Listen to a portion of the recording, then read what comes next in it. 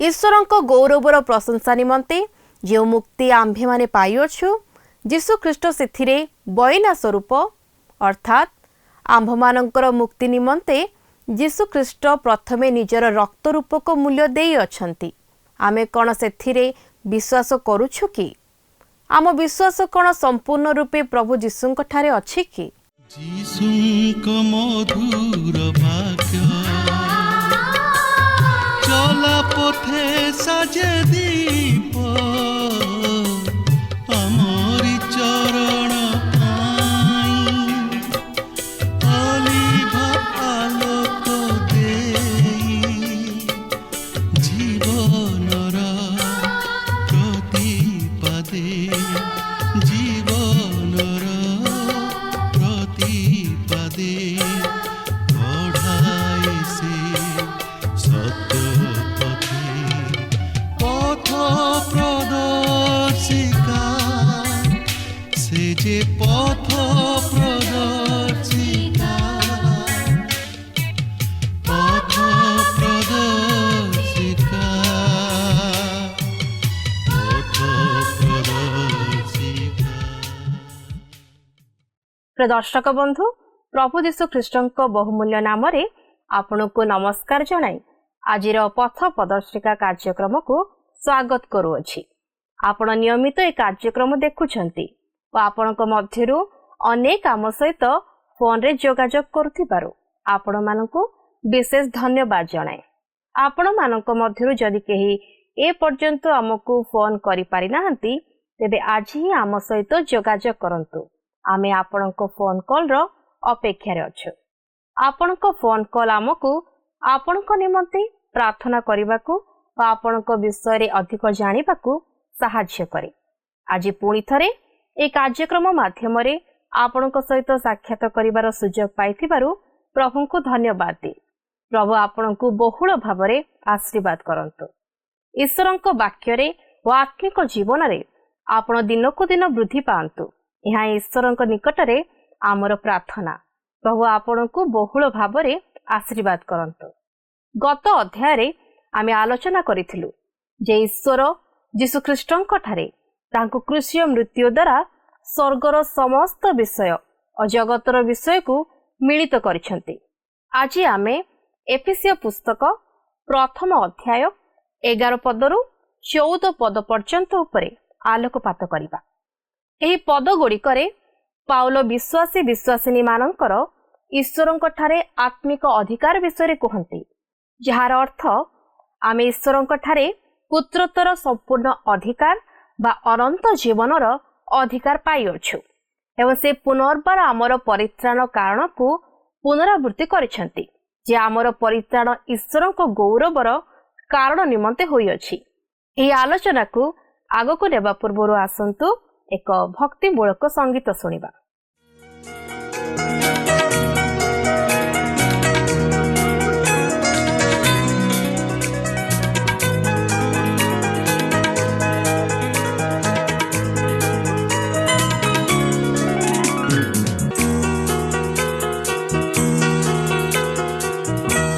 जीशु ही मोर आश्रय मो आश्रय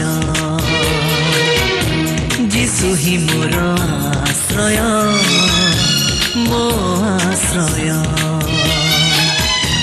ए जीवन पथे मो सहाय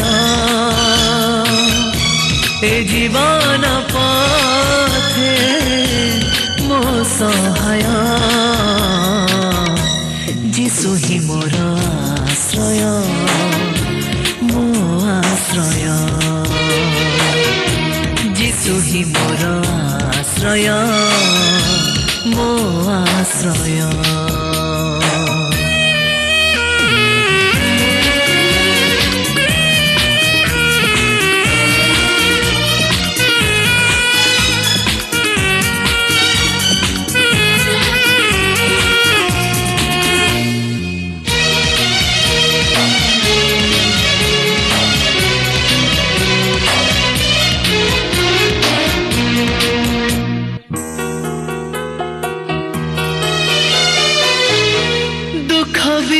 ଭିସିକା ଯେବେ ଆସେ ଜୀବନରେ ଭିଜିଯାଏ ମନ ମୋର ଅଶ୍ରୁର ଧାରରେ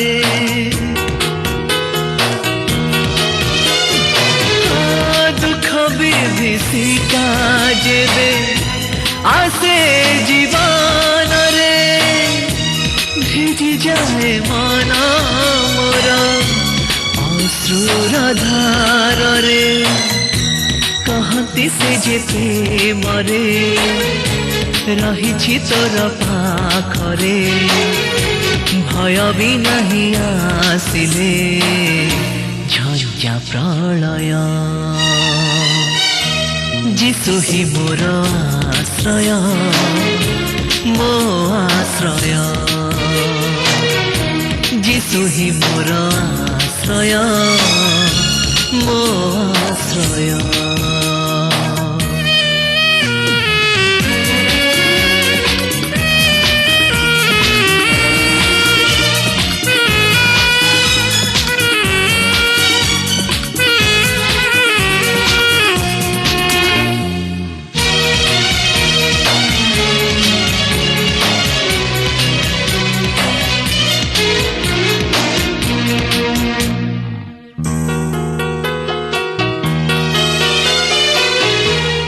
शांति रहे ना किछि जिसु थिले पाखरे शांतिर श्रवण झरे तांक इशारारे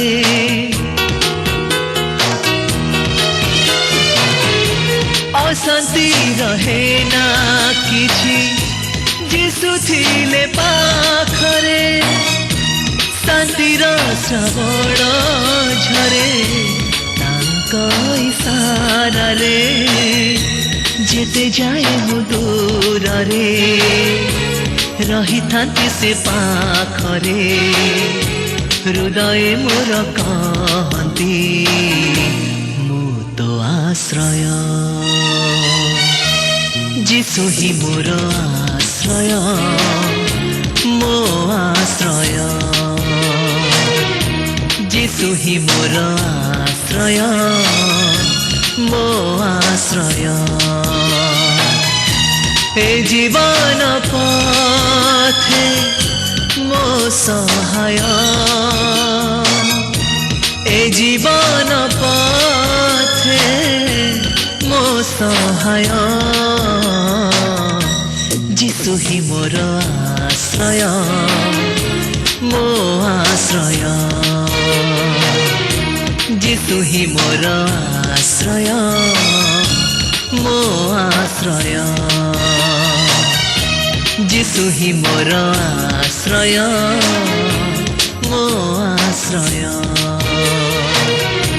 जिसु ही मोर आश्रय मो आश्रय। आसंतु वर्तमान प्रभुंकर वाक्य मध्यकु जिबा।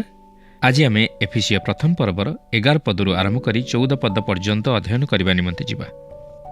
वर्तमान आम मंडली तरफरू पुत्र ईश्वरंकर तृतीय कार्य मध्यकु आसुअछु। ख्रीष्ट आम्मानकु एक उत्तराधिकार सहित पुरस्कृत करांती। तेबे देखंतु एफिसिया प्रथम पर्वर 11 और 12 पदरे एहिपरि लेखा अछि, ताहांकठारे मध्य आम्भेमाने अधिकार स्वरूप होइअछु, जेणु जो ईश्वर आपणा इच्छार संकल्पानुसारे समस्त विषय साधन करती ताहांक अभिप्राय अनुसारे आम्भेमाने पूर्वरु निरूपित हेलु, जेपरि ख्रीष्टंठारे पूर्वरु भरोसा करिथिलु जे आम्भेमाने ईश्वरंक गौरवर प्रशंसार कारण हेउ। एठारे आमे मंडली तरफरु पुत्र ईश्वरंकर आउ एक चमत्कार सत्यता को लक्ष्य करूछु। से आम्मानकु एक उत्तराधिकार प्रदान करती। से किछि विषय निमंते आम्मानकु पुरस्कार प्रदान करती जहाँकि आम्भेमाने करिनाहु। यह होछि ईश्वरंकर महत् उद्देश्य और योजना जे विश्वासी माने ख्रीष्टंकर उत्तराधिकार रे किछि अंश पाइबा उचित। सेमाने ख्रीष्टंक सहित अधिकार करबाकु जाउअछंती जेहेतु सेमाने ख्रीष्टंक ठारे अछंती। ପାଉଲ ରୋମିଓ 8 ପର୍ବର 17 ପଦରେ ଏହିପରି ପ୍ରକାଶ କରନ୍ତି, ଆଉ ଯଦି ସନ୍ତାନ ତେବେ ଉତ୍ତରାଧିକାରୀ, ଅର୍ଥାତ୍ ଯଦି ଖ୍ରୀଷ୍ଟଙ୍କ ସହିତ ଗୌରବାନ୍ୱିତ ମଧ୍ୟ ହେବା ନିମନ୍ତେ ଆମମାନେ ତାହାଙ୍କ ସାଙ୍ଗରେ ଦୁଃଖ ଭୋଗ କରୁ, ତେବେ ଈଶ୍ୱରଙ୍କ ଉତ୍ତରାଧିକାରୀ ଓ ଖ୍ରୀଷ୍ଟଙ୍କ ସହ ଉତ୍ତରାଧିକାରୀ ଅଟୁ। ଏପରିକି 1 କରିନ୍ଥୀୟ 3 ପର୍ବର 21-23 ପଦରେ ଲେଖା ଅଛି, ଅତଏବ କେହି ମନୁଷ୍ୟଠାରେ ଗର୍ବ ନ କରୁ, କାରଣ ସମସ୍ତ ବିଷୟ ତୁମମାନଙ୍କର। ପାଉଲ କୁହ କି ଆପଲ କୁହ କି କେଫା କୁହ, ଜଗତ କୁହ କି ଜୀବନ କୁହ କି ମରଣ କୁହ, ବର୍ତ୍ତମାନ ବିଷୟ କୁହ କି ଭବିଷ୍ୟତ ବିଷୟ କୁହ, ସମସ୍ତ ହିଁ ତୁମମାନଙ୍କର, କିନ୍ତୁ ତୁମେମାନେ ଖ୍ରୀଷ୍ଟଙ୍କର, ପୁଣି ଖ୍ରୀଷ୍ଟ ଈଶ୍ୱରଙ୍କର। ଈଶ୍ୱର ହେଉଛନ୍ତି ମୋହର। ଯଦି ସେ ମୋହର, ତାହେଲେ ତାହାଙ୍କର ସମସ୍ତ କିଛି ହେଉଛି ମୋହର। ଏହା କେତେ ଚମତ୍କାର ବିଷୟ, କେତେ ଚମତ୍କାର ଅନୁଭୂତି। ଈଶ୍ୱର ଏହି ସମସ୍ତ ତାହାଙ୍କର ବିଶ୍ୱାସୀମାନଙ୍କ ନିମନ୍ତେ ପୂର୍ବରୁ ନିରୂପଣ କରିଅଛନ୍ତି। ସେ ଏହା ସ୍ଥିର କରିଅଛନ୍ତି, ଏହା ବିଶ୍ୱାସୀମାନଙ୍କ ନିମନ୍ତେ ଉଦ୍ଦିଷ୍ଟ। କିନ୍ତୁ ମନେ ରଖନ୍ତୁ, ଈଶ୍ୱର କୌଣସି ମନୁଷ୍ୟକୁ ବିନାଶ ପ୍ରାପ୍ତ ହେବା ନିମନ୍ତେ ପୂର୍ବରୁ ମନୋନୀତ କରିନାହାନ୍ତି। ସେ ତାହାଙ୍କର ବିଶ୍ୱାସୀମାନଙ୍କୁ ଏକ ଉତ୍ତରାଧିକାର ଗ୍ରହଣ କରିବା ନିମନ୍ତେ ପୂର୍ବରୁ ନିରୂପଣ କରିଅଛନ୍ତି। ଏହା ଏ ପ୍ରକାର ବିଷୟ ଯାହାକି ମୁଁ ତୟ ନିମନ୍ତେ ଯୋଗ୍ୟ ନୁହେଁ। ଏହା ଏକ ପୁରସ୍କାର ଯାହାକି ତାଙ୍କର ଅନୁଗ୍ରହରୁ ଜଣେ ବିଶ୍ୱାସୀ ପ୍ରାପ୍ତ ହୋଇଥାଏ। ବାସ୍ତବରେ ଏହି 3ଟି ଚମତ୍କାର ବିଷୟ ଖ୍ରୀଷ୍ଟ ଆମମାନଙ୍କ ନିମନ୍ତେ ସାଧନ କରିଅଛନ୍ତି। ସେ ଆମମାନଙ୍କୁ ତାହାଙ୍କର ରକ୍ତ ଦ୍ୱାରା ପାପରୁ ଉଦ୍ଧାର କରିଅଛନ୍ତି। ସେ ପିତା ଈଶ୍ୱରଙ୍କର ନିଗୁଢ଼ ତତ୍ତ୍ୱକୁ ଆମମାନଙ୍କ ନିକଟରେ ପ୍ରକାଶ କରିଅଛନ୍ତି ଓ ସେ ଆମ୍ଭମାନଙ୍କୁ ଏକ ଉତ୍ତରାଧିକାର ସହିତ ପୁରସ୍କାର ପ୍ରଦାନ କରନ୍ତି, କାରଣ ସେ ମୋ ନିମନ୍ତେ ମୂଲ୍ୟ ଦେଇ ମୋତେ କିଣିଅଛନ୍ତି। ମୁଁ କହିପାରେ ଯେ ମଣ୍ଡଳୀ ଆଜି ତାହାଙ୍କ ପ୍ରତି ଅତ୍ୟନ୍ତ ଗୁରୁତ୍ୱପୂର୍ଣ୍ଣ। ମନୁଷ୍ୟ ଆଜି ଏହି ଜଗତରେ ଯେଉଁ ସମସ୍ତ ଯୋଜନା ପ୍ରସ୍ତୁତ କରେ ତାହା ଗୁରୁତ୍ୱପୂର୍ଣ୍ଣ ନୁହେଁ, କାରଣ ଏହି ପାର୍ଥିବ ମନୁଷ୍ୟର କୌଣସି ସ୍ଥାୟିତ୍ୱ ନାହିଁ। ତଥାପି ଆଜି ଏହି ଜଗତରେ ମନୁଷ୍ୟ କେବଳ ଜଗତର ଚାକଚକ୍ୟ ପଛରେ ଧାଉଁଛି, ଯେଉଁ ଚାକଚକ୍ୟର ମଧ୍ୟ ସ୍ଥାୟିତ୍ୱ ନାହିଁ। ଆଜି ଆମେ ଯେଉଁ ମନୁଷ୍ୟକୁ ଦେଖୁଅଛୁ, କାଲି ସେ ନଥାଇପାରେ, କିନ୍ତୁ ଈଶ୍ୱରଙ୍କର ମହାନ ଯୋଜନା କାର୍ଯ୍ୟକାରୀ ହେବ ଆଉ ତାହା କେବେ ହେଲେ ବିଫଳ ହେବ ନାହିଁ। ସେଥିନିମନ୍ତେ ଈଶ୍ୱରଙ୍କର ଧନ୍ୟବାଦ ହେଉ। ଏହି ଏଫେସୀୟ 1 ପର୍ବର 12 ପଦଟି ଚମତ୍କାର ବିଷୟଗୁଡ଼ିକ ମଧ୍ୟରୁ ଏକ ବିଷୟ ଯାହାକି ଆମେ ପତ୍ରଗୁଡ଼ିକ ମଧ୍ୟରେ ଲକ୍ଷ୍ୟ କରିବାକୁ ପାରିବା। ଆମେ ଲକ୍ଷ୍ୟ କରିବାକୁ ପାରିବା ଯେ ପାଉଲ ଦେବତ୍ୱର ପ୍ରତ୍ୟେକ ବ୍ୟକ୍ତି ଯାହା ସବୁ କରିଅଛନ୍ତି ତାହା କହିସାରିବା ପରେ ସେ ଟିକିଏ ରହିଯାଆନ୍ତି ଓ ଏହିପରି ଭାବେ ପ୍ରକାଶ କରନ୍ତି। ସେ ଏହି କିଛି ସମୟ ପୂର୍ବରୁ ପୁତ୍ର ଈଶ୍ୱରଙ୍କର କାର୍ଯ୍ୟ ବିଷୟ ନେଇ ଆମମାନଙ୍କୁ ଜଣାଇ ସାରିଛନ୍ତି। ତାପରେ ସେ ଲେଖନ୍ତି, ଯାହାକି ଏହି 1 ପର୍ବର 12 ପଦର ଶେଷାଂଶରେ ଆମେ ଲକ୍ଷ୍ୟ କରିବାକୁ ପାରୁ, ଯେଣୁ ଯେଉଁ ଈଶ୍ୱର ଆପଣା ଇଚ୍ଛାର ସଂକଳ୍ପାନୁସାରେ ସମସ୍ତ ବିଷୟ ସାଧନ କରନ୍ତି, ତାହାଙ୍କ ଅଭିପ୍ରାୟ ଅନୁସାରେ ଆମ୍ଭେମାନେ ପୂର୍ବରୁ ନିରୂପିତ ହେଲୁ। ଈଶ୍ୱର ରହିନାହାନ୍ତି ଖ୍ରୀଷ୍ଟ ବିଶ୍ୱାସୀର ଖିଆଲ ଓ ଇଚ୍ଛାକୁ ତୃପ୍ତ କରାଇବା ନିମନ୍ତେ, ମାତ୍ର ଖ୍ରୀଷ୍ଟ ବିଶ୍ୱାସୀ ରହିଅଛି ଈଶ୍ୱରଙ୍କ ଗୌରବ ନିମନ୍ତେ। ଯେତେବେଳେ ଖ୍ରୀଷ୍ଟ ବିଶ୍ୱାସୀ ଈଶ୍ୱରଙ୍କ ଇଚ୍ଛାର କେନ୍ଦ୍ରବିନ୍ଦୁରେ ରହେ, ସେତେବେଳେ ସେ ଏକ ପରିପୂର୍ଣ୍ଣତାର ଜୀବନ, ଏକ ପରିତୃପ୍ତିର ଜୀବନ ଓ ଏକ ଆନନ୍ଦର ଜୀବନ ଅତିବାହିତ କରେ। ପ୍ରିୟ ବନ୍ଧୁ, ତାହା ହିଁ ଆପଣଙ୍କୁ ମନସ୍ତାତ୍ତ୍ୱିକ ମାନଙ୍କ ହସ୍ତରୁ ଉଦ୍ଧାର କରିବ। କିନ୍ତୁ ଆପଣ ଯେତେବେଳେ ଈଶ୍ୱରଙ୍କ ଇଚ୍ଛାର ବଶୀଭୂତ ହୋଇ ରୁହନ୍ତି ନାହିଁ, ସେତେବେଳେ ସମସ୍ୟା ଆପଣଙ୍କୁ ଘେରିଯାଏ। ଈଶ୍ୱରଙ୍କ ଇଚ୍ଛାର ବଶୀଭୂତ ହେଲେ ଜୀବନରେ ଈଶ୍ୱରଙ୍କ ଅଭିମତ ସଫଳ ହୋଇଥାଏ ଓ ଜୀବନ ସାର୍ଥକ ହୁଏ ଓ ଆମ୍ଭେମାନେ ତାହାଙ୍କର ମହିମାର ପ୍ରଶଂସା କରିବା ନିମନ୍ତେ ଯାଉଅଛୁ। ଈଶ୍ୱର ସେହି ଅନନ୍ତକାଳୀନ ଭବିଷ୍ୟତର ଅନନ୍ତ ରାଜ୍ୟ ମଧ୍ୟରେ ଆପଣଙ୍କୁ ଓ ମୋତେ ଅଙ୍ଗୁଳି ଦେଖାଇ କହିବେ, ସେଠାକୁ ଦେଖ, ସେମାନେ ଉଦ୍ଧାର ପାଇବାର ଯୋଗ୍ୟ ନଥିଲେ, କିନ୍ତୁ ମୁଁ ସେମାନଙ୍କୁ ପ୍ରେମ କଲି ଓ ସେମାନଙ୍କୁ ଉଦ୍ଧାର କଲି। ତାହିଁ ହେଉଛି ବିଷୟ ଯାହାକି ଜୀବନ ପ୍ରତି ସାର୍ଥକତା, ମୂଲ୍ୟ, ମର୍ଯ୍ୟାଦା, ଅଭିମତ, ଆନନ୍ଦ ଓ ମହିମା ପ୍ରଦାନ କରେ। ଆଜି ଆମମାନେ ତାହାଙ୍କ ମହିମା ଗାନ କରିବା ନିମନ୍ତେ ବଞ୍ଚି ରହିଅଛୁ, ଆଉ ତାହା ହିଁ ଯଥେଷ୍ଟ। ଏହାପରେ ତୃତୀୟ ବିଷୟଟି ପବିତ୍ର ଆତ୍ମାଙ୍କର କାର୍ଯ୍ୟକୁ ବିଚାରକୁ ଆଣେ, ଯାହାକି ଆମେ ଲକ୍ଷ୍ୟ କରିବାକୁ ଯିବା।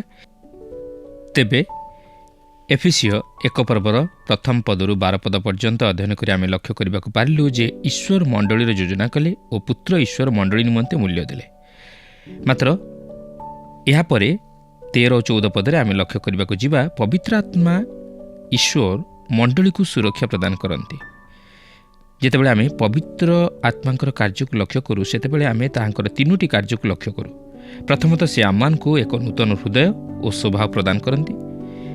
ଦ୍ୱିତୀୟରେ ସେ ଆମମାନଙ୍କ ନିମନ୍ତେ ଦୃଢ଼ ଦୁର୍ଗ ସ୍ୱରୂପ ଓ ତୃତୀୟରେ ସେ ଆମମାନଙ୍କ ଜୀବନ ପ୍ରତି ବାସ୍ତବତା ପ୍ରଦାନ କରନ୍ତି। ତେବେ ଦେଖନ୍ତୁ ପ୍ରଥମ ପର୍ବର 13 ପଦରେ ଏହିପରି ଲେଖା ଅଛି, ତାହାଙ୍କଠାରେ ତୁମେମାନେ ସୁଦ୍ଧା ସତ୍ୟ ବାକ୍ୟ ଅର୍ଥାତ୍ ତୁମମାନଙ୍କ ପରିତ୍ରାଣର ସୁସମାଚାର ଶୁଣି ବିଶ୍ୱାସ କରି ପ୍ରତିଜ୍ଞାତ ପବିତ୍ର ଆତ୍ମାଙ୍କ ଦ୍ୱାରା ମଧ୍ୟ ମୁଦ୍ରାଙ୍କିତ ହୋଇଅଛ। ବର୍ତ୍ତମାନ ଆମେ ପବିତ୍ର ଆତ୍ମାଙ୍କର କାର୍ଯ୍ୟ ମଧ୍ୟକୁ ଆସୁଅଛୁ। ଏ ବିଭାଗଟି ମୁଁ ବିଶ୍ୱାସ କରେ ଯେ ଈଶ୍ୱରଙ୍କ ବାକ୍ୟ ମଧ୍ୟରେ ଚମତ୍କାର ଅଂଶଗୁଡ଼ିକ ମଧ୍ୟରୁ ଏକ ଅଂଶ। ତେବେ କେହି ଜଣ କହିପାରନ୍ତି ସେଇଠାରେ ପୁନର୍ଜନ୍ମ ବିଷୟ ନେଇ କିଛି କହନ୍ତି ନାହିଁ, କିନ୍ତୁ ପ୍ରକୃତରେ ସେ କହନ୍ତି, ଆଉ ତାହା ଏକ ଚମତ୍କାର ଭାବେ ପ୍ରକାଶ କରାଯାଇଛି। କାରଣ ଆମ୍ଭେମାନେ ବର୍ତ୍ତମାନ ଆମମାନଙ୍କ ନିମନ୍ତେ ଈଶ୍ୱରଙ୍କ କାର୍ଯ୍ୟକୁ ଅତିକ୍ରମ କରି ଆମମାନଙ୍କଠାରେ ପବିତ୍ର ଆତ୍ମାଙ୍କର କାର୍ଯ୍ୟ ମଧ୍ୟକୁ ପ୍ରବେଶ କରୁଅଛୁ। ମଣ୍ଡଳୀ ଯୋଜନା କରିବାରେ ଈଶ୍ୱରଙ୍କର କାର୍ଯ୍ୟକୁ ଲକ୍ଷ୍ୟ କରୁ ଓ ମଣ୍ଡଳୀକୁ ଉଦ୍ଧାର କରିବାରେ ପ୍ରଭୁ ଯୀଶୁଖ୍ରୀଷ୍ଟଙ୍କର କାର୍ଯ୍ୟକୁ ଲକ୍ଷ୍ୟ କରୁ। ଆଉ ଏଥି ନିମନ୍ତେ ପ୍ରାର୍ଥନା କରିବା ଏହାର ବିଷୟବସ୍ତୁ ଥିଲା। କିନ୍ତୁ ମଣ୍ଡଳୀକୁ ସୁରକ୍ଷା କରିବାରେ ଆମେ ପବିତ୍ର ଆତ୍ମାଙ୍କର କାର୍ଯ୍ୟକୁ ଲକ୍ଷ୍ୟ କରିବା ନିମନ୍ତେ ଯିବା, କାରଣ ଏହା ମାନସିକ, ଏହା ଆମ୍ଭମାନଙ୍କଠାରେ ଅଛି। ସେ ମଣ୍ଡଳୀକୁ ସୁରକ୍ଷା ପ୍ରଦାନ କରନ୍ତି। ସେ ଖ୍ରୀଷ୍ଟ ବିଶ୍ୱାସୀମାନଙ୍କ ଅନ୍ତରରେ କାର୍ଯ୍ୟ ସାଧନ କରନ୍ତି। ପବିତ୍ର ଆତ୍ମା ତାହାକୁ ସୁରକ୍ଷା କରନ୍ତି, ଯଦ୍ୱାରା ମଣ୍ଡଳୀ ମଧ୍ୟ ସୁରକ୍ଷିତ ହୁଏ। ପ୍ରଭୁ ଯୀଶୁ କହିଲେ, ତୁମମାନଙ୍କୁ ଅବଶ୍ୟ ପୁନର୍ବାର ଜନ୍ମିବାକୁ ହେବ। ଆମେମାନେ କିପରି ପୁନର୍ବାର ଜନ୍ମିବାକୁ ପାରିବା? ଯୋହନ ବୁଝାଇ ଦିଅନ୍ତି, ମାତ୍ର ଯେତେ ଲୋକ ତାହାଙ୍କୁ ଗ୍ରହଣ କଲେ, ଅର୍ଥାତ୍ ଯେଉଁମାନେ ତାହାଙ୍କ ନାମରେ ବିଶ୍ୱାସ କଲେ, ସେ ସମସ୍ତଙ୍କୁ ସେ ଈଶ୍ୱରଙ୍କ ସନ୍ତାନ ହେବା ନିମନ୍ତେ ଅଧିକାର ଦେଲେ, ଯାହାକି ଯୋହନ 1 ପର୍ବର 12 ପଦରେ ଲେଖା ଅଛି। ଆମକୁ କେବଳ ତାହାଙ୍କ ନାମରେ ବିଶ୍ୱାସ କରିବାକୁ ହେବ। ଲେଖା ଅଛି, ତାହାଙ୍କଠାରେ ତୁମ୍ଭେମାନେ ସୁଦ୍ଧା ସତ୍ୟ ବାକ୍ୟ ଅର୍ଥାତ୍ ତୁମମାନଙ୍କ ପରିତ୍ରାଣର ସୁସମାଚାର ଶୁଣି ବିଶ୍ୱାସ କରି। ଆମ୍ଭେମାନେ କେବଳ ସୁସମାଚାର ଶୁଣିଦେଲେ ଯଥେଷ୍ଟ ନୁହେଁ, ମାତ୍ର ତାହାର ସତ୍ୟତାକୁ ବୁଝି ତହିଁରେ ବିଶ୍ୱାସ କରିବାକୁ ହେବ। କାରଣ ତାହା ନହେଲେ ଆମମାନେ କେବେ ହେଲେ ପୁନର୍ଜନ୍ମର ଅନୁଭୂତି ଲାଭ କରିପାରିବା ନାହିଁ। ପାଉଲ ଏହିପରି ଉଲ୍ଲେଖ କରନ୍ତି, କିନ୍ତୁ ଆମ୍ଭେମାନେ କ୍ରୁଶରେ ହତ ଖ୍ରୀଷ୍ଟଙ୍କୁ ପ୍ରଚାର କରୁ, ସେ ଯିହୁଦୀମାନଙ୍କ ନିମନ୍ତେ ବିଘ୍ନ ସ୍ୱରୂପ ଓ ବିଜାତିମାନଙ୍କ ନିମନ୍ତେ ମୂର୍ଖତା ସ୍ୱରୂପ, କିନ୍ତୁ ଯିହୁଦୀ ହେଉ ବା ଗ୍ରୀକ୍ ହେଉ, ଯେଉଁମାନେ ଆହୁତ ସେମାନଙ୍କ ନିମନ୍ତେ ଖ୍ରୀଷ୍ଟ ଈଶ୍ୱରଙ୍କ ଶକ୍ତି ଓ ଈଶ୍ୱରଙ୍କ ଜ୍ଞାନ ସ୍ୱରୂପ ଅଟନ୍ତି, ଯାହାକି 1 କରିନ୍ଥୀୟ 1 ପର୍ବର 23 ଓ 24 ପଦରେ ଲେଖା ଅଛି। ତେବେ କେଉଁମାନେ ଆହୁତ? ସେମାନେ କ'ଣ ସେହି ବ୍ୟକ୍ତି ଯେଉଁମାନେ କେବଳ ବାକ୍ୟର ଶବ୍ଦ ବା ଉଚ୍ଚାରଣ ଶୁଣିଅଛନ୍ତି? ନୁହେଁ। ଏହାର ଅର୍ଥ ହେଉଛି ଯେଉଁମାନେ ବୁଝିବା ସହିତ ଶୁଣିଅଛନ୍ତି। ଈଶ୍ୱର ସେମାନଙ୍କୁ ଆହ୍ୱାନ କଲେ। ରୋମିଓ 10 ପର୍ବର 17 ପଦ ଅନୁଯାୟୀ ବିଶ୍ୱାସ ଶ୍ରବଣରୁ ଜାତ ହୁଏ ଓ ଶ୍ରବଣ ଖ୍ରୀଷ୍ଟଙ୍କ ବାକ୍ୟ ଦ୍ୱାରା ହୁଏ। ତେଣୁ ଯେଉଁମାନେ ତାହାଙ୍କ ଦ୍ୱାରା ଆହୁତ, ସେମାନେ ତାହାଙ୍କର ବାକ୍ୟ ଶୁଣିବା ସଙ୍ଗେ ସଙ୍ଗେ ତହିଁ ପ୍ରତି ମନୋଯୋଗ କରନ୍ତି। ଏହାପରେ କ'ଣ ଘଟେ?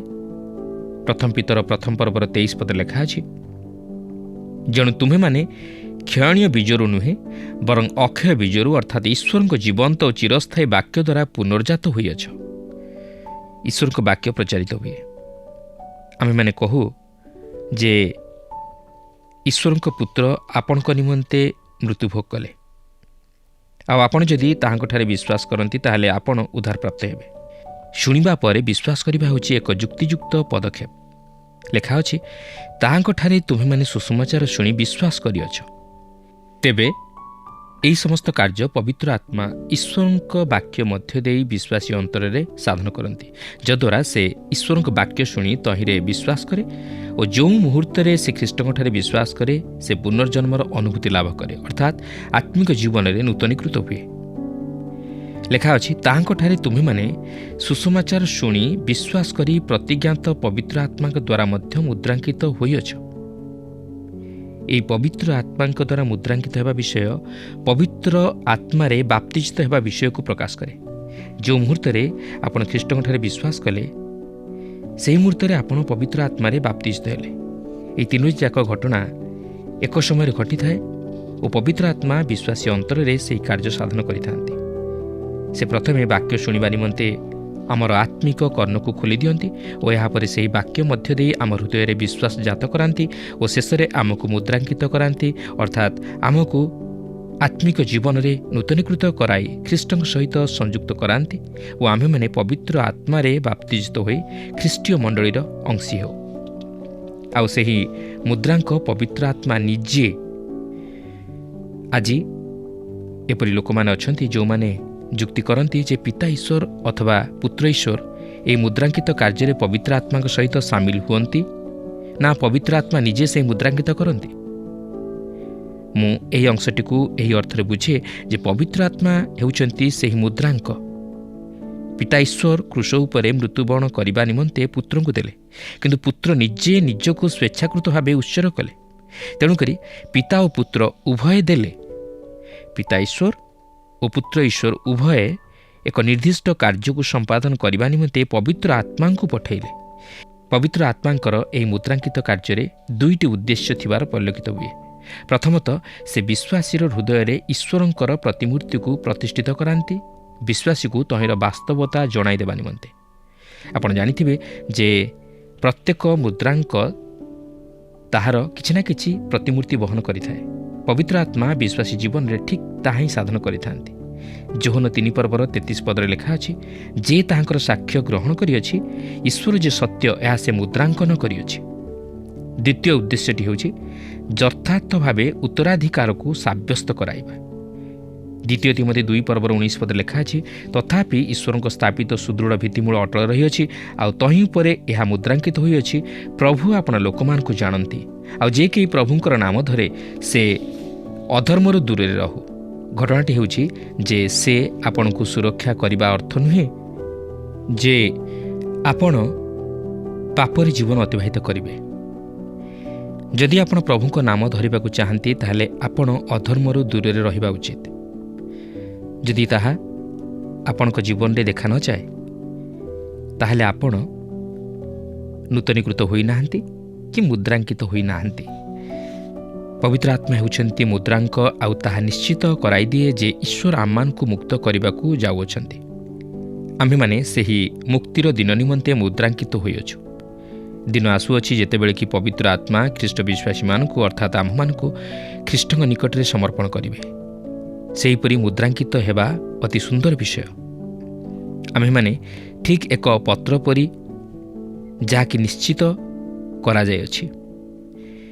କାରଣ ଡାକବାଲା ଯେତେବେଳେ ଡାକଘରେ ସେହି ଚିଠି ଉପରେ ମୋହର ମାରିଦିଏ, ତଦ୍ୱାରା ସେ ନିଶ୍ଚିତ କରାଇଦିଏ ଯେ ସେ ସେହି ଚିଠିଟିକୁ ସଠିକ୍ ବ୍ୟକ୍ତିଙ୍କ ନିକଟରେ ପହଞ୍ଚାଇ ଦେବ। ଆଜି ପ୍ରତ୍ୟେକ ଖ୍ରୀଷ୍ଟ ବିଶ୍ୱାସୀ ସେହି ମୁକ୍ତିର ଦିନ ପର୍ଯ୍ୟନ୍ତ ମୁଦ୍ରାଙ୍କିତ ହୋଇ ରହିଅଛନ୍ତି। ଦିନ ଆସିବ ପବିତ୍ର ଆତ୍ମା ପ୍ରତ୍ୟେକ ଖ୍ରୀଷ୍ଟ ବିଶ୍ୱାସୀମାନଙ୍କୁ ଖ୍ରୀଷ୍ଟଙ୍କ ନିକଟରେ ସମର୍ପଣ କରିବେ ଓ ଈଶ୍ୱର ଆମମାନଙ୍କୁ ମୁକ୍ତ କରିବେ। ବର୍ତ୍ତମାନ ଆମେ ପବିତ୍ର ଆତ୍ମାଙ୍କର ତୃତୀୟ ତଥା ଶେଷ କାର୍ଯ୍ୟ ମଧ୍ୟକୁ ଆସୁଅଛୁ, ଯାହାକି ମଣ୍ଡଳୀର ସୁରକ୍ଷା। ଦେଖନ୍ତୁ, ପ୍ରଥମ ପର୍ବର 14 ଏହିପରି ଲେଖା ଅଛି, ଈଶ୍ୱରଙ୍କ ଗୌରବର ପ୍ରଶଂସା ନିମନ୍ତେ ତାହାଙ୍କ ନିଜସ୍ୱର ମୁକ୍ତି ଉଦ୍ଦେଶ୍ୟରେ ସେ ଆମମାନଙ୍କ ଅଧିକାରର ବଇନା ସ୍ୱରୂପ। ତେବେ ଏହି ବଇନା ହେଉଛି ଏକ ମୂଲ୍ୟ ବା ଟଙ୍କା ଯାହାକି ନଗଦ ଆକାରରେ ଦିଆଯାଇଅଛି ଓ ଖଣ୍ଡେ ସମ୍ପତ୍ତି ଉପରେ ପ୍ରତିଜ୍ଞା କରିଅଛି। ତେଣୁକରି ଏହାର ଅର୍ଥ ହେଉଛି ସେହି ପବିତ୍ର ଆତ୍ମା ଏକ ପ୍ରତିଜ୍ଞା ସ୍ୱରୂପେ ବା ଚିହ୍ନ ସ୍ୱରୂପେ ଆମମାନଙ୍କ ପ୍ରତି ପ୍ରଦତ୍ତ ହୋଇଅଛନ୍ତି, ଯେପରି ଆତ୍ମିକ ଆଶୀର୍ବାଦ ସ୍ୱରୂପେ ଆହୁରି ଅଧିକ କିଛି ପ୍ରାପ୍ତ ହେବାକୁ ପାରୁ। ବର୍ତ୍ତମାନ ଏହା ହେଉଛି ଏହି ଅଧ୍ୟାୟର ବା ପର୍ବର ଈଶ୍ୱରଙ୍କ ସ୍ତୁତି ସୂଚକ ତୃତୀୟ କ୍ଷୁଦ୍ର ଗୀତ। ଯେପରିକି ଆମେ ପୂର୍ବରୁ ଦେଖିସାରିଛୁ, ତ୍ରିବିଧ ଈଶ୍ୱରତ୍ୱ ମଧ୍ୟରେ ପ୍ରତ୍ୟେକ ବ୍ୟକ୍ତିଙ୍କର କାର୍ଯ୍ୟକୁ ବିଚାର କରିବା ପରେ ପାଉଲ ଈଶ୍ୱରଙ୍କ ସ୍ତୁତି ସୂଚକ ଏକ କ୍ଷୁଦ୍ର ଗୀତ ପ୍ରଦାନ କରନ୍ତି। ଏଠାରେ ଏହା ଈଶ୍ୱରଙ୍କ ମହିମାର ପ୍ରଶଂସା ନିମନ୍ତେ ଉଦ୍ଦିଷ୍ଟ, ଯେହେତୁ ପବିତ୍ର ଆତ୍ମା ଆମମାନଙ୍କୁ ନୂତନୀକୃତ କରାନ୍ତି, ଆମମାନଙ୍କର ଆଶ୍ରୟ ଓ ମୁଦ୍ରାଙ୍କ ହୁଅନ୍ତି ଓ ଆମ୍ଭମାନଙ୍କୁ ସତ୍ୟତା ଦାନ କରନ୍ତି। ପବିତ୍ର ଆତ୍ମା ଆମମାନଙ୍କ ଅଧିକାରର ବଇନା ସ୍ୱରୂପ। ଏହାର ଅର୍ଥ ଆତ୍ମିକ ଆଶୀର୍ବାଦ ହିସାବରେ ଆହୁରି ଅଧିକ କିଛି ଦିଆଯିବାକୁ ଅଛି। ଆମେ ଦେଖିସାରିଛୁ ଯେ ଆମମାନଙ୍କର ଏକ ଉତ୍ତରାଧିକାର ରହିଅଛି, ମାତ୍ର ଏଥିସହିତ ଆହୁରି ଅଧିକ କିଛି ମିଳିବାକୁ ଯାଉଅଛି। ତେବେ ଏହି ସମସ୍ତ କେବଳ ଈଶ୍ୱରଙ୍କର ଗୌରବ ଓ ପ୍ରଶଂସା ନିମନ୍ତେ।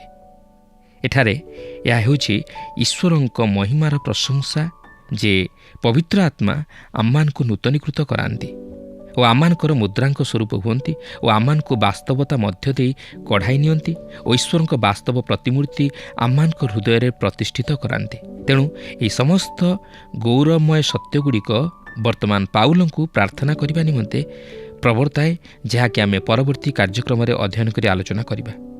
ପ୍ରିୟ ବନ୍ଧୁ, ବାସ୍ତବରେ ଈଶ୍ୱର ମଣ୍ଡଳୀର ଯୋଜନା କଲେ ଓ ପୁତ୍ର ଈଶ୍ୱର ମଣ୍ଡଳୀ ନିମନ୍ତେ ମୂଲ୍ୟ ଦେଲେ ଓ ପବିତ୍ର ଆତ୍ମା ଈଶ୍ୱର ମଣ୍ଡଳୀକୁ ସୁରକ୍ଷା ପ୍ରଦାନ କରନ୍ତି, ଅର୍ଥାତ୍ ସେ ଖ୍ରୀଷ୍ଟ ବିଶ୍ୱାସୀମାନଙ୍କ ହୃଦୟରେ କାର୍ଯ୍ୟ ସାଧନ କରି ସେମାନଙ୍କୁ ଆତ୍ମିକ ଜୀବନରେ ସୁଦୃଢ଼ କରିବା ସଙ୍ଗେ ସଙ୍ଗେ ଖ୍ରୀଷ୍ଟୀୟ ମଣ୍ଡଳୀକୁ ସୁରକ୍ଷା ପ୍ରଦାନ କରନ୍ତି। କିନ୍ତୁ ଆଜି କ'ଣ ଆମେ ଈଶ୍ୱରଙ୍କର ଏହି ସମସ୍ତ ଆତ୍ମିକ ଆଶୀର୍ବାଦର ଅଧିକାରୀ ହୋଇପାରିଛୁ କି? ଆଜି କ'ଣ ଆମମାନଙ୍କର ସେହି ଉଦ୍ଧାରର ଅନୁଭୂତି ଅଛି କି? ଆଜି କ'ଣ ଆମେ ପବିତ୍ର ଆତ୍ମାଙ୍କୁ ପାଇପାରିଛୁ କି? ଆଜି କ'ଣ ଆମେ ଖ୍ରୀଷ୍ଟୀୟ ସହଭାଗିତାର ଅଂଶୀ ହୋଇପାରିଛୁ କି? ଆଜି କ'ଣ ଆମେ ଈଶ୍ୱରଙ୍କ ମନୋନୀତ ସନ୍ତାନ ସନ୍ତତି ରୂପେ ଗୃହୀତ ହୋଇପାରିଛୁ କି? ସୁଯୋଗ ଥାଉଁ ଥାଉଁ ଖ୍ରୀଷ୍ଟଙ୍କଠାରେ ବିଶ୍ୱାସ କରି ସେହି ସମସ୍ତ ଆତ୍ମିକ ଆଶୀର୍ବାଦର ଅଧିକାରୀ ହେଉ। ପ୍ରଭୁ ପ୍ରତ୍ୟେକଙ୍କୁ ଆଶୀର୍ବାଦ କରନ୍ତୁ। ମୁଁ ବିଶ୍ୱାସ କରେ ଯେ ଆପଣଙ୍କୁ ଏହି ଆଲୋଚନା ନିଶ୍ଚିତ ଭାବେ ଭଲ ଲାଗିଥିବ। ଏ ଅଂଶରେ ପାଉଲ କୁହନ୍ତି, ସତ୍ୟ ବାକ୍ୟ ଦ୍ୱାରା ଅର୍ଥାତ୍ ପରିତ୍ରାଣର ସୁସମାଚାର ଶୁଣି ଯୀଶୁଙ୍କ ଠାରେ ବିଶ୍ୱାସ କରିବା ଦ୍ୱାରା ତାହାଙ୍କ ପ୍ରତିଜ୍ଞା ଅନୁସାରେ ପବିତ୍ର ଆତ୍ମାଙ୍କ ଦ୍ୱାରା ଆମ୍ଭେମାନେ ମୁଦ୍ରାଙ୍କିତ ହୋଇଅଛୁ। ଅନ୍ୟ ଭାବରେ କହିବାକୁ ଗଲେ ଆମ୍ଭମାନଙ୍କର ଭରସା ଈଶ୍ୱରଙ୍କ ଠାରେ ସୁରକ୍ଷିତ ହୋଇ ରହିଅଛି ଏବଂ ଈଶ୍ୱରଙ୍କର ଗୌରବର ପ୍ରଶଂସା ନିମନ୍ତେ ଯେଉଁ ମୁକ୍ତି ଆମ୍ଭେମାନେ ପାଇଅଛୁ, ଯୀଶୁଖ୍ରୀଷ୍ଟ ସେଥିରେ ବଇନା ସ୍ୱରୂପ ଅର୍ଥାତ୍ ଆମ୍ଭମାନଙ୍କର ମୁକ୍ତି ନିମନ୍ତେ ଯୀଶୁଖ୍ରୀଷ୍ଟ ପ୍ରଥମେ ନିଜର ରକ୍ତ ରୂପକ ମୂଲ୍ୟ ଦେଇଅଛନ୍ତି। ମୁଁ ବିଶ୍ୱାସ କରେ ଆପଣମାନେ ଏ ଶିକ୍ଷା ଦ୍ୱାରା ନିଶ୍ଚିତ ଭାବରେ ଉପକୃତ ହୋଇଥିବେ। ଆଗାମୀ ଅଧ୍ୟାୟରେ ଆମେ ଆହୁରି ଅଧିକ ବିଷୟ ଆଲୋଚନା କରିବା। ଆପଣ ନିୟମିତ ଏ କାର୍ଯ୍ୟକ୍ରମରେ ଯୋଗଦାନ କରନ୍ତୁ ଓ ଈଶ୍ୱରଙ୍କ ଆଶୀର୍ବାଦର ଅଂଶୀ ହୁଅନ୍ତୁ। ପ୍ରଭୁ ଆପଣଙ୍କୁ ବିଶେଷ ଭାବରେ ଆଶୀର୍ବାଦ କରନ୍ତୁ। ଧନ୍ୟବାଦ। କାର୍ଯ୍ୟକ୍ରମ ଶେଷ କରିବା ପୂର୍ବରୁ ଆସନ୍ତୁ ପଦେ ପ୍ରାର୍ଥନା କରିବା। ପ୍ରିୟ ପ୍ରେମିକ ଈଶ୍ୱର, ତୁମ ନାମକୁ ଧନ୍ୟବାଦ ଦେଉଅଛି। ତୁମେ ଆମମାନଙ୍କୁ କେତେ ପ୍ରେମ କରିଅଛ, କେତେ ଆଶୀର୍ବାଦ କରିଅଛ। ପୁଣି ଏକ ନୂତନ ଶିକ୍ଷା ଆମମାନଙ୍କୁ ଦେଇଅଛ, ଯେଭଳି ଭାବରେ ଆମ ଜୀବନରେ କାର୍ଯ୍ୟ ସାଧିତ ହୋଇପାରିବ, ତୁମେ ସେପରି ଆମ ପ୍ରତ୍ୟେକ ଜଣଙ୍କ ଜୀବନରେ ସାଧନ କରାଅ। ହଁ ପ୍ରଭୁ, ତୁମେ ଆମମାନଙ୍କୁ ମୁଦ୍ରାଙ୍କିତ କରିଅଛ। ତୁମେ ଆମମାନଙ୍କୁ ପ୍ରଭୁ ତୁମର ସେଇ ରକ୍ତରେ ପ୍ରଭୁ ଆମକୁ କିଣିଅଛ ପ୍ରଭୁ। ଯେଭଳି ଭାବରେ ପ୍ରଭୁ ଆମେ ନିଜର ନାହୁଁ ପ୍ରଭୁ, ତୁମେ ଆମମାନଙ୍କୁ ପ୍ରଭୁ ବିଶେଷ ମୂଲ୍ୟରେ କିଣିଅଛ। ତୁମେ ଆମମାନଙ୍କୁ ମୁଦ୍ରାଙ୍କିତ କରିଅଛ। ଯେଭଳି ଭାବରେ ଆମେ ପ୍ରତ୍ୟେକ ଜଣ ତୁମଠାରେ ପ୍ରଭୁ ନିର୍ଭର କରି ତୁମର ପ୍ରଭୁ ରାଜ୍ୟ କାର୍ଯ୍ୟ ନିମନ୍ତେ ବ୍ୟବହାର ହୋଇପାରିବୁ, ତୁମେ ସେପରି ପ୍ରତ୍ୟେକ ଜଣଙ୍କର ଜୀବନରେ କାର୍ଯ୍ୟ ସାଧନ କରାଅ। ପ୍ରଭୁ ଯୀଶୁଖ୍ରୀଷ୍ଟଙ୍କ ନାମରେ ମାଗୁଅଛି, ଆମେନ୍। ଗତ ପ୍ରଶ୍ନର ଉତ୍ତରଟି ହେଲା ଡି ଯୀଶୁଖ୍ରୀଷ୍ଟ। ଆଜିର ପ୍ରଶ୍ନଟି ହେଉଛି, କିଏ ମଣ୍ଡଳୀ ନିମନ୍ତେ ମୂଲ୍ୟ ଦେଲେ? ଏ ଆଦମ, ବି ମୂଷା, ସି ପୁତ୍ର ଈଶ୍ୱର, ଡି ଯୋସେଫ।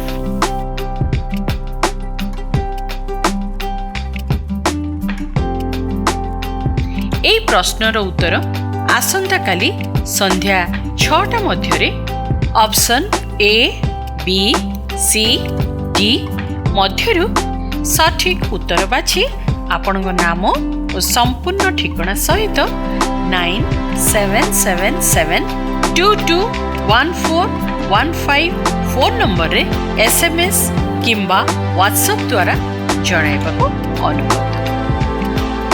जदि आपको आम कार्यक्रम भल लगुच तेबे 044490812996 रे मिस्ड कॉल दे विजय होई परिबे। गत सप्ताहर विजय दर्शक बंधु हेले कलाहांडी सुनीता नंद और परिवार।